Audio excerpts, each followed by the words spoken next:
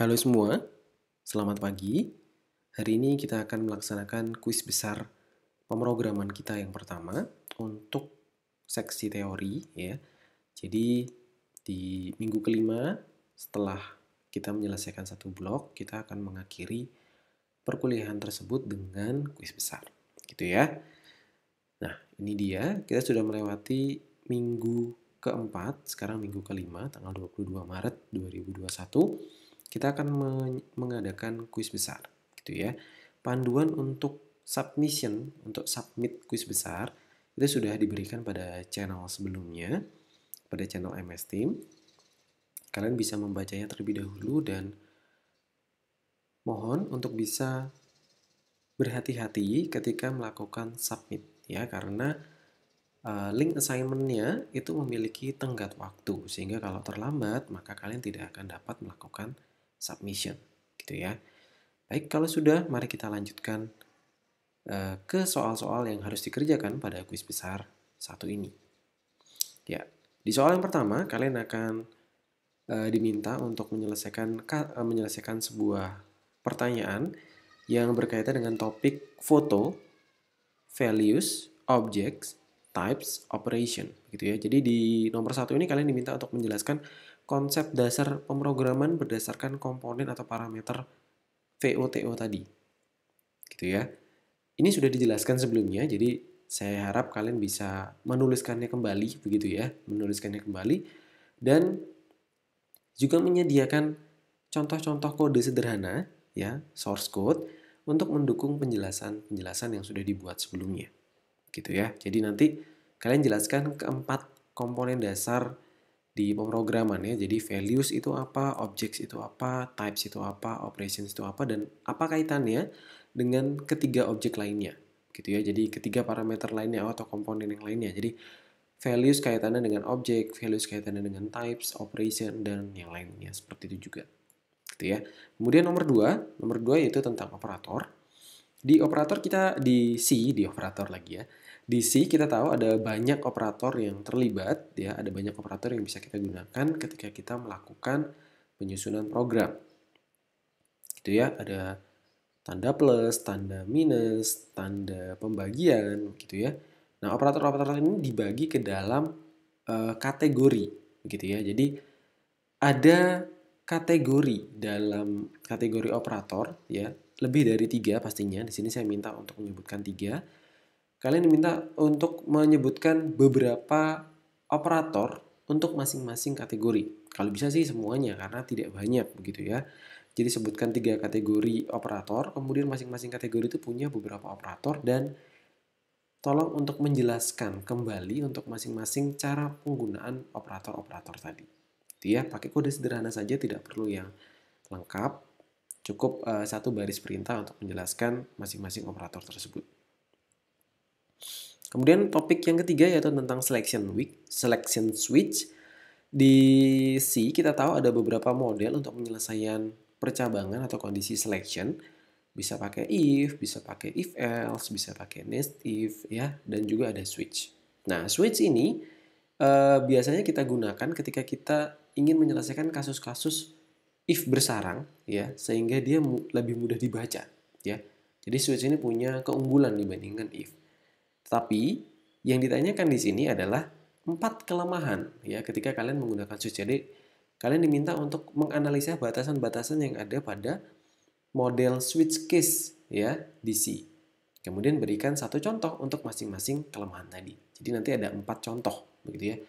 Jadi misalkan kelemahan yang pertama adalah switch case tidak bisa cepat misalkan seperti itu. Buktikan bahwa itu tidak bisa cepat dengan coding sederhana. Misalkan seperti itu. Misalkan ya. Kemudian nomor 4 itu tentang type void atau tipe data void. Kita tahu void adalah salah satu tipe data di C, gitu ya.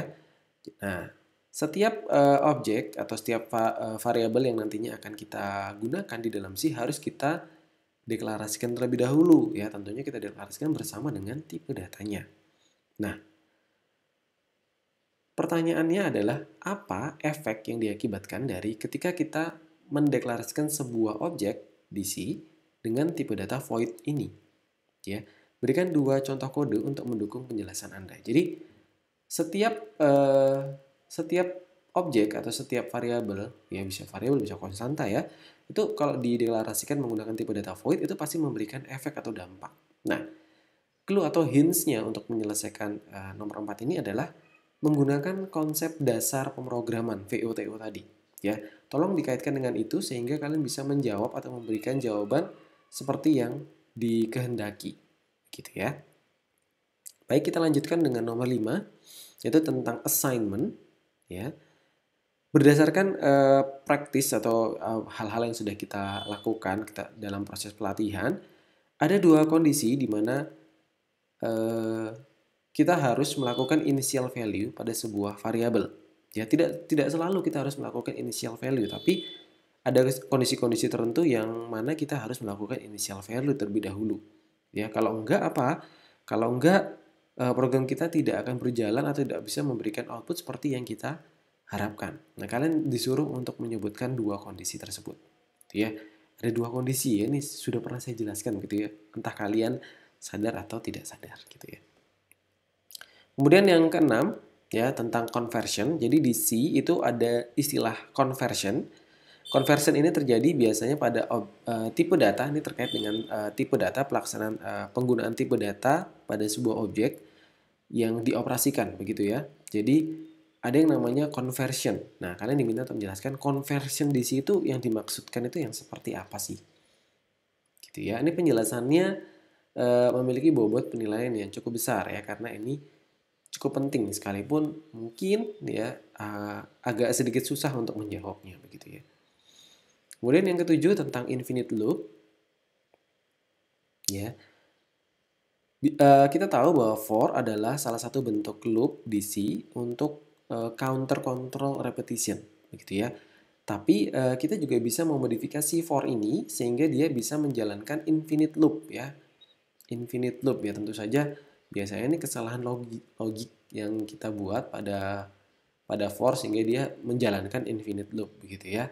Nah, kalian diminta untuk memodifikasi model loop for itu tanpa menambahkan kode apapun pada bagian body partnya ya, pada bagian badannya, badan fungsinya, badan perulangannya, badan loopnya. Tapi dia tetap akan bisa bertindak untuk menjalankan infinite loop begitu ya. Jadi silakan disesuaikan sehingga nanti for-nya itu bisa tetap infinite gitu ya, infinite. Ya harapan saya sih kalian bisa memodifikasi sampai 5 jenis gitu ya, sampai 5 kali atau 5 model for untuk manipulasi infinite loop ini.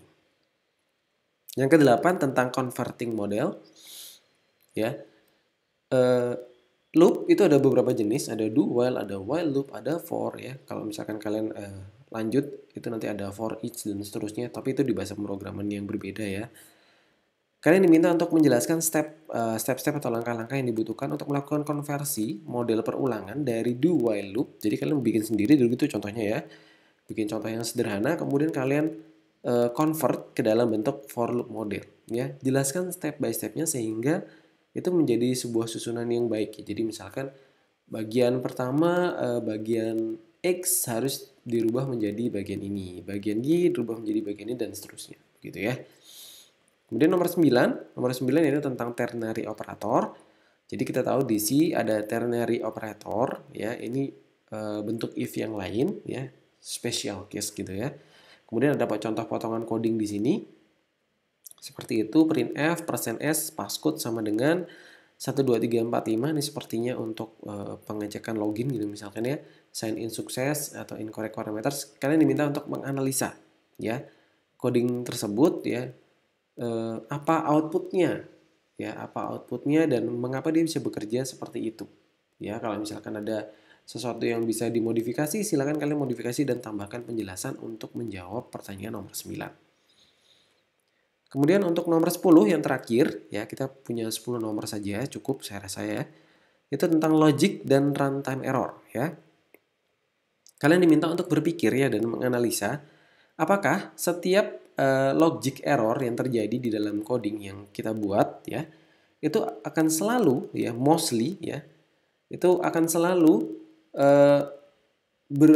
berujung pada runtime error selalu ya, mostly lead to runtime error. Ya, tolong jelaskan penjelasan Anda dengan logis begitu ya. Kenapa dia bisa dan misalkan tidak ya, kenapa dia tidak bisa, misalkan seperti itu. Tolong itu dijelaskan dan tolong itu dituliskan ke dalam teks begitu ya. Link assignment-nya akan aktif sesuai dengan jam yang sudah saya sampaikan pada channel MS Team dan saya minta untuk mengumpulkannya menggunakan link assignment tadi. Gitu ya.